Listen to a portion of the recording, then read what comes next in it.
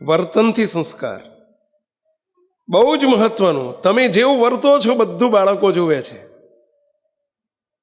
તમે જેવું વર્તો છો એ બાળકો જુએ છે અને બધી ખબર પડે છે એમને. હો, કોઈ દાડો એવું ના સમજતા કે બાળકોને કંઈ સમજ નથી પડતી. એ તમારા કરતા બહુ હોશિયાર છે, બહુ ડાયા છે, કોમ્પ્યુટર યુગમાં જન્મ્યા છે. એમને બધી ખબર પડે છે. તમારું વર્તન એવું રાખજો. આજના મા બાપના 2-3 વાતો મારે કહેવી છે બહુ દુઃખ સાથે. મુક્તો આ વોટ્સઅપની દુનિયામાં એના રવાડે ચડ્યા છીએ, સોશિયલ મીડિયાના રવાડે.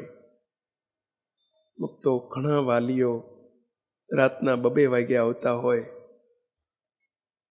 બાળકોની ચિંતા તમે શું કરશો ને પરિવાર પાસે શું આશા રાખશો? વાલીઓમાં વ્યસનો હોય, તમારા બાળકો પાસે શું અપેક્ષા રાખશો? મા બાપ વ્યભિચારી હોય, બહુ મને કહેતા શરમ આવે છે ને દુઃખ થાય છે. 2 દીકરાની માયો 2 બાળકોની મા હોય ને 2 બાળકોના બાપ હોય અને તોય વ્યભિચારી જીવન હોય. What do you mean? તમને કયો અધિકાર છે વાલી થવાનો? એક માતા પિતા તરીકે શું તમે એમ માનો છો કે તમારું વર્તન બાળકો નથી જાણતા?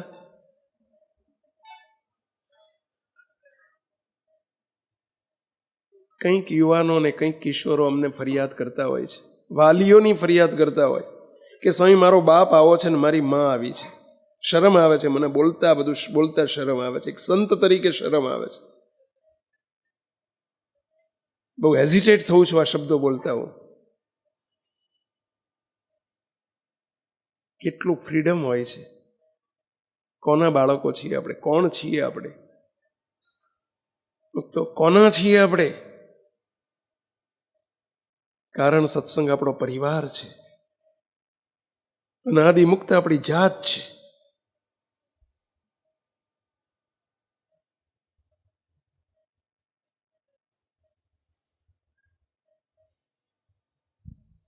તમારા પહેરવેશ, તમારું ખાણું પીણું, તમારી રહેણી કરણી બધું જ બાળકો જોઈ રહ્યા છે. શા માટે ભાવિ પેઢીને આપણું એનું બગાડીએ છીએ? વાતે વાતે બાળકોની હાજરીમાં મા બાપ ઝઘડતા હોય તો આ વર્તન બાળકો ઉપર કેવું પડશે? કેવી રીતે હેપી ફેમિલી થઈ શકશે?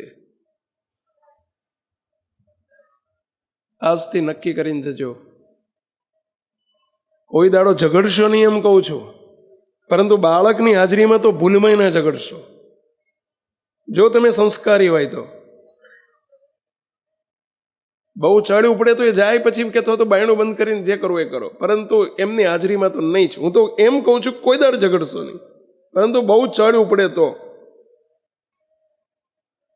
ના રહી શકતા હોય તો. પણ બાળકોની હાજરીમાં મહેરબાની કરીને કોઈ પ્રકારના ડિસ્પ્યુટ ઊભા ન કરો. એનો નાનપણથી કેટલીક ખરાબ સંસ્કાર પડી રહ્યા છે બાળકો ઉપર. વિચારજો જરા.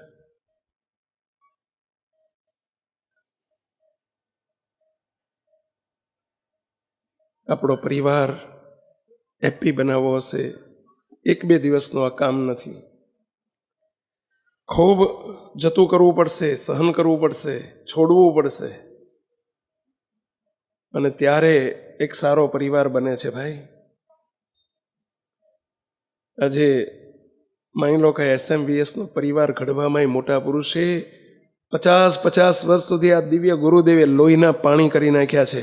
મુક્તો ત્યારે આ પરિવાર રચાયો છે. અમને સંસ્કાર માત્ર વાણીથી નથી આપ્યા, એમના વર્તનથી અમે સંસ્કાર આજે પામ્યા છીએ. અને આજે અમારામાં સંસ્કાર હશે તો નીચે સાધુમાં હશે, સંતોમાં હશે તો તમારામાં હશે. અમે પણ પેરેન્ટ્સ છીએ.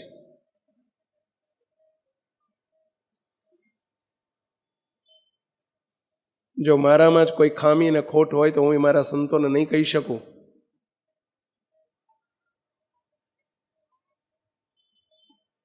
આ દરેકને મારા તમારા આપણા સૌના પરિવાર માટે જરૂરી છે આ બધું. માત્ર તમારા માટે જ નહીં, અમારા માટે પણ જરૂરી છે. સંતો આપણા માટે પણ એટલું જ જરૂરી છે.